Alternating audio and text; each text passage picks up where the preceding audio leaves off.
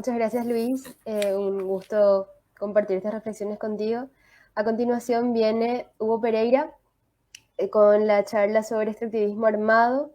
Hugo Pereira es licenciado en Ciencias de la Educación con énfasis en Ciencias Sociales, es especialista y máster en Metodología de la Investigación y candidato a doctor en Ciencias Sociales en la Universidad de Buenos Aires.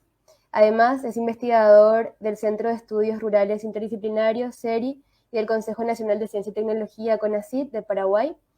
Y además integra el grupo de estudios sobre política exterior, geopolítica y defensa de la Facultad de Ciencias Sociales de la Universidad de Buenos Aires.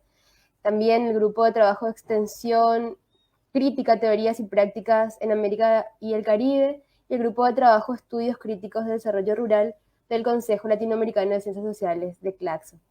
Además, es miembro fundador del Comité Científico de la Red Iberoamericana de Investigación en Políticas, Conflictos y Movimientos Urbanos.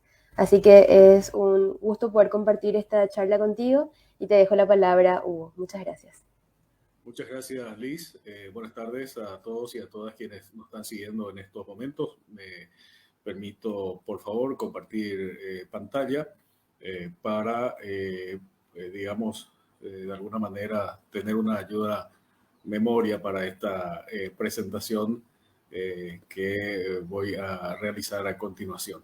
Bueno, esta presentación está basada principalmente en las ideas, en los hallazgos contenidos en el libro Extractivismo Armado en Concepción, que lo habíamos publicado en el año 2016. Agradezco a la Sociedad de Economía Política del Paraguay el espacio para presentar estas ideas, porque creo que cada vez más, y luego de escuchar principalmente la excelente, como siempre, exposición del compañero Luis Rojas, para entender cómo se configura el modelo de desarrollo paraguayo, creo que es fundamental dentro de ese marco explicativo comprender la realidad del norte paraguayo es de fundamental importancia. Porque principalmente desde Asunción creo que se impone un marco interpretativo que desde el norte paraguayo creemos humildemente no es el correcto.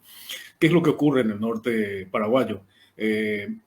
Investigadores de Asunción, también de Buenos Aires en los últimos tiempos, dan algunas explicaciones. Hay un estudio publicado en el año 2017 que señalaba que una supuesta guerrilla Ejército del Pueblo Paraguayo se infiltró en las organizaciones campesinas del norte paraguayo.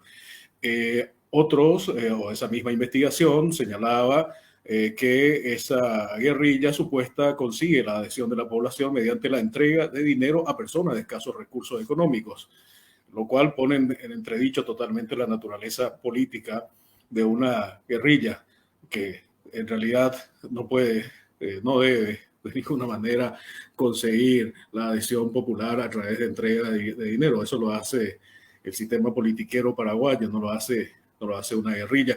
Y señalaba ese estudio que el norte paraguayo, principalmente la zona campesina, es una zona de confort del EPP. Por esa razón se siente tranquilo en ese lugar y nadie le delata a ese supuesto grupo la fuerza de tarea conjunta creada para combatir a este grupo no puede acabar con ese grupo.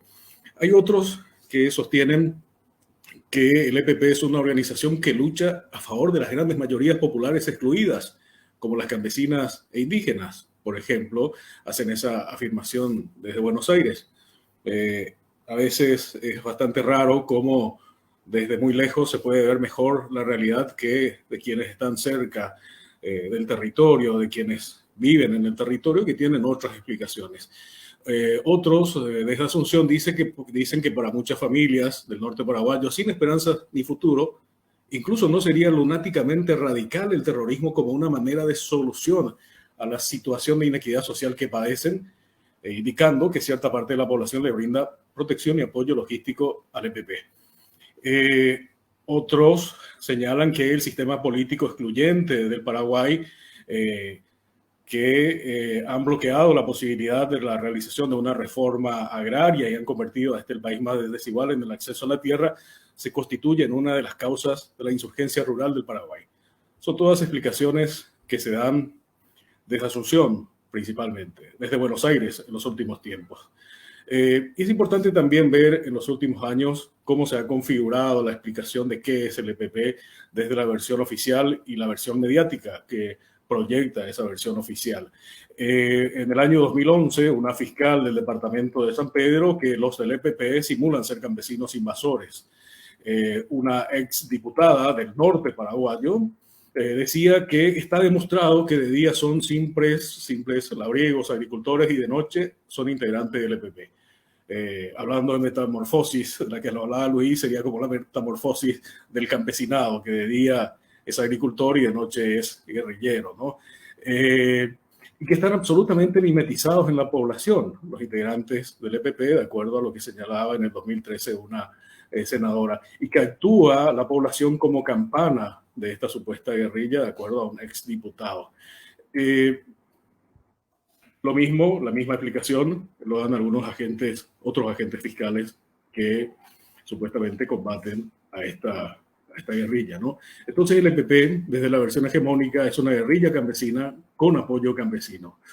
Sin embargo, ¿en qué momento aparece el Ejército del Pueblo Paraguayo? Algunos señalan que sus orígenes están, digamos, en un partido de izquierda, Patria Libre, que el EPP sería como su brazo armado, etcétera, que comienza sus primeras operaciones en San Pedro con un intento de robo de un banco, un secuestro posteriormente. Sin embargo, el EPP aparece en el norte paraguayo en marzo del 2008. ¿Y en qué contexto aparece? El Ejército del Pueblo Paraguayo aparece, y para dar una mano, hay que decir, al modelo de desarrollo productivo sojero en una zona del departamento de Concepción, en una comunidad llamada Curuzú de Hierro, donde los pobladores campesinos estaban ganando la batalla contra la fumigación irregular de agroquímicos, y cuando faltaban pocos días para tener una conversación sobre la posibilidad de acceder a tierras del Estado paraguayo apropiadas ilegalmente por un propietario sojero, por un productor sojero de nacionalidad brasileña. Es decir, el EPP aparece cuando sus supuestos representados, sus hermanos campesinos, entre comillas, estaban ganando la batalla contra los agroquímicos, contra la fumigación irregular de agroquímicos, y con la posibilidad de acceder a una tierra del Estado. Vaya manera de ayudar al campesinado. En todo caso, el EPP, si verdaderamente, o quienes están detrás, están preocupados por la suerte del campesinado, hubiesen dejado que sus representados ganasen la batalla contra los agroquímicos, que accedieran a la tierra por las vías institucionales. No hacía falta absolutamente mover un solo dedo para apoyar al campesinado en ese momento. El productor sojero brasileño decía con mucha claridad, apuntaba el dedo acusador a sus vecinos campesinos, los que en varias oportunidades lo denunciaron por la fumigación irregular de agroquímicos. Un fiscal al día siguiente decía que todo apunta a un movimiento guerrillero que podría tener relación con organizaciones campesinas. Un ex integrante del Partido Patria Libre que pasó a colaborar después con la policía y con la fiscalía, decía, por ejemplo, que el monseñor Pablo Cáceres, un hombre muy comprometido con la causa campesina, está seriamente comprometido, porque siempre está en la zona de conflicto, seriamente comprometido con la guerrilla, se entiende, ¿no? Ese estigma ha perdurado en el tiempo, no solo sobre la población campesina que lucha por el legítimo derecho de vivir en un ambiente sano y por el acceso a la tierra, sino además queda ese estigma sobre las personas que asumen la causa campesina como suya. Se habla siempre de organizaciones izquierdistas con apoyo de pobladores de la zona. Una trágica ecuación mediática y oficial que habla de que el EPP, entonces, cuando uno analiza el discurso desde el inicio mismo de todos esos conflictos, el EPP es organización campesina más violencia guerrillera.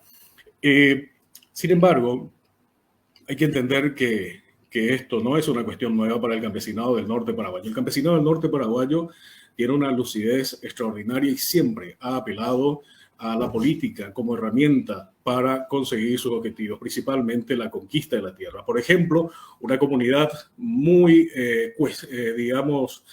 vinculada mediáticamente con la supuesta guerrilla del EPP, la comunidad de Arroyito, la histórica comunidad de Arroyito.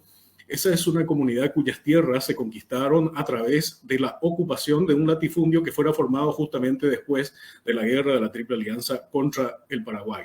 Ese proceso histórico que Luis nos estaba describiendo en la exposición anterior. Se forman los latifundios y la población campesina del norte paraguayo recupera parte de esas tierras y se forma la comunidad campesina de Arroyito. Es sobre esa comunidad sobre la que se coloca siempre el dedo acusador en los últimos tiempos. De manera que todos estos calificativos anticampesinos, comunistas, subversivos, apátridas, anticristianos, estos ya se escuchaban durante la dictadura estronista contra la población campesina. Y se escucharon después también. Hay que recordar que la ocupación de Arroyito, de las tierras de la actual comunidad de Arroyito, se llevaron a cabo ya después de la caída de la dictadura estronista. Fue la primera ocupación de tierras en el Paraguay y fue también duramente reprimida por militares que llegaron hasta ese lugar. Por suerte no hubo muertos, como en el caso de Marina Cue, pero hubo fuegos de metrallas incluso en ese episodio. Finalmente, a través de la lucha política principalmente, la comunidad, la comunidad campesina organizada logró conquistar esas tierras de Arroyito. En la década del 70, principalmente durante la dictadura estronista, de acuerdo a las memorias de un sacerdote que trabajó en ese tiempo en la actual Horqueta, en el departamento de Concepción, la zona rural por excelencia, el departamento de campesina por excelencia, el departamento de Concepción, hablaba sobre todas estas estrategias para evitar que surjan grupos subversivos. Ese era el discurso permanente que se hacía, se prohibían las reuniones, la población de Concepción, de campesina de Concepción, de todas maneras se reunía. Y cuando iba la policía a la casa de un campesino en donde se estaba reuniendo la comunidad y le decían, el jefe quiere verlo porque está prohibido hacer una reunión, vaya inmediatamente a la comisaría. Todos los vecinos que estaban reunidos en esa casa salían caminando por las calles de la comunidad rumbo a la comisaría cantando una canción junto como hermano y presentándose frente a la comisaría y diciendo, señor comisario, usted llamó a Juan González. Acá casualmente todos los llamamos Juan González, así que si va a detener al dueño de la casa de nombre Juan González, va a tener que detenernos a todos nosotros. Y por supuesto, la tierra en Concepción ha sido desde siempre un recurso en disputa permanente, desde sus mismos inicios. Siempre fue una preocupación del gobierno de la colonia española y también de los gobiernos independientes que tuvo el Paraguay, la ocupación efectiva del entonces lejano nordeste del Paraguay. Concepción fue durante mucho tiempo, según los historiadores, el asentamiento más alejado al norte de Asunción. El gobierno de la colonia española fundó incluso algunos puertos y pueblos mucho más allá del río Apa. Por ejemplo, en 1580 fundó este pueblo, Santiago de Jerez. Tuvo que retroceder nuevamente la población como consecuencia del ataque de la misma de los bandeirantes, de la misma población indígena que también, digamos, defendía su territorio. Hizo un nuevo intento de refundación de esa zona en 1593, también mucho más allá del río Apa. Y como se suele decir, la tercera es la vencida. Concepción finalmente se fundó el 25 de mayo de 1773 en el lugar en donde hoy en día se encuentra. Se fundó con el objetivo claro de defender el territorio español del avance portugués, apelando a la estrategia de defender el territorio, poblando el territorio. Es decir, el gobierno de la colonia española también acá, digamos, está asumiendo que el territorio estaba despoblado. El territorio jamás estuvo despoblado. Allí habían poblaciones indígenas, había pueblos indígenas que estaban instalados en el entonces nordeste paraguayo. Nunca estuvo vacía esa zona. Se asumía que estaba vacía. Por otro lado, fue un puñado de personas la que fue hasta el norte paraguayo a ocupar esas tierras. Y la colonia española lo que hizo fue entregar tierras, grandes extensiones de tierras, a los militares que estaban al servicio del gobierno de la colonia española, y surgen de esa manera los primeros grandes terratenientes del norte paraguayo, que son conocidos como los militares estancieros. Entonces, y la defensa de esas tierras, de esos latifundios que se van conformando, que fueron entregadas esas tierras a los militares al servicio de la colonia española, se hace a sangre y fuego. Esas estancias que se instalan en Concepción, que se crean en Concepción, tenían milicias al servicio de esos grandes terratenientes. La comandancia de Concepción estaba completamente al tanto de las operaciones de esas organizaciones. Hay episodios bastante trágicos que se dan en ese momento. Esto ha perdurado a lo largo del tiempo. Cuando uno observa, por ejemplo, el informe Sococue, el último, encuentra que el 75% de las muertes de campesinos en el norte paraguayo en el marco de la lucha por la tierra fue provocada por bandas parapoliciales o por sicarios. Es una de las proporciones más altas en todo el Paraguay. Es decir, hasta hoy en día en el norte paraguayo la tierra sigue siendo disputada y se sigue haciendo lamentablemente a sangre y fuego en el marco de la expansión de un modelo de desarrollo que es extractivo, expansivo y excluyente. En un departamento en donde en los últimos tiempos la población con menos cantidad de tierras en su poder ha disminuido de manera importante, y sin embargo ha crecido la proporción de tierras en manos de grandes terratenientes. En el departamento de Concepción, las personas que tienen menos cantidad de tierra han aumentado, pero sin embargo ha disminuido el número de tierras en su poder. Solo el 9,9% de la tierra, 10% está en manos del 97% de todos los propietarios de tierra del año. Estos son datos del año 2008. Esperemos que el censo del agropecuario del próximo año se pueda dar y nos pueda aportar nuevos datos para actualizar toda esta situación que se está dando. En el departamento de Concepción, el índice de Gini, el índice que mide la concentración de un determinado recurso, en este caso la tierra, es casi cercano al 1, casi igual al escenario de la desigualdad perfecta. Y es que en todo el departamento de Concepción, solo 562 personas, el 3,3% de todos los propietarios de tierra, tienen más de 1.400.000 hectáreas, el 90% de las tierras de Concepción. Todo el departamento de Concepción, el segundo más extenso de la región oriental de Paraguay, tiene poco más de 1.800.000 hectáreas. 562 personas tienen más de 1.450.000 hectáreas en su poder. Ese departamento tiene en estos momentos más de 200.000 personas. Es decir, hay una concentración de tierras extraordinaria. Nosotros creemos que es la concentración de tierras más pronunciada incluso a nivel mundial. Y otra cuestión que hay que entender, que el norte paraguayo siempre fue un espacio disputado. Como estábamos diciendo al principio, siempre había una preocupación por ocupar efectivamente el nordeste paraguayo del avance portugués. Sin embargo, muy pocas décadas después de la finalización de la guerra de la Triple Alianza, para ser exacto, unas 7 décadas después, comienza todo un proceso de integración del norte paraguayo bajo la batuta brasileña. Incluso hay un episodio muy interesante que se da en el año 1975 con la visita del dictador Ernesto Geisel, el dictador brasileño, quien entrega al presidente paraguayo el plan director de transporte en un acto que se lleva a cabo en el Palacio de López. Se entona el himno nacional paraguayo, el himno nacional brasileño, y luego Geisel le entrega a Stroessner el plan director de transporte. Posteriormente se firma el Tratado de Amistad y Cooperación. ¿Qué establece el Tratado de Amistad y Cooperación? Establece que las altas partes contratantes, al momento de llevar adelante sus políticas viales, tendrán en cuenta el plan director de transporte que el presidente brasileño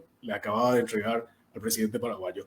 Y eso que estaba en ese artículo que se encontraba dentro del tratado no quedó en las letras simplemente, sino que la noche anterior ya entre los representantes de las altas esferas del poder político brasileño y paraguayo ya se estaba hablando sobre la financiación de la Ruta Quinta Concepción, Pedro Juan Caballero, y el Brasil es el que financia la construcción de esa ruta. Esa misma ruta, ese mismo trazado, Concepción, Pedro Juan Caballero, siempre fue importante para el Brasil. En el año 1939 hay un acuerdo previo para la construcción de un ferrocarril, de una vía ferrocarril entre Concepción y Pedro Juan Caballero.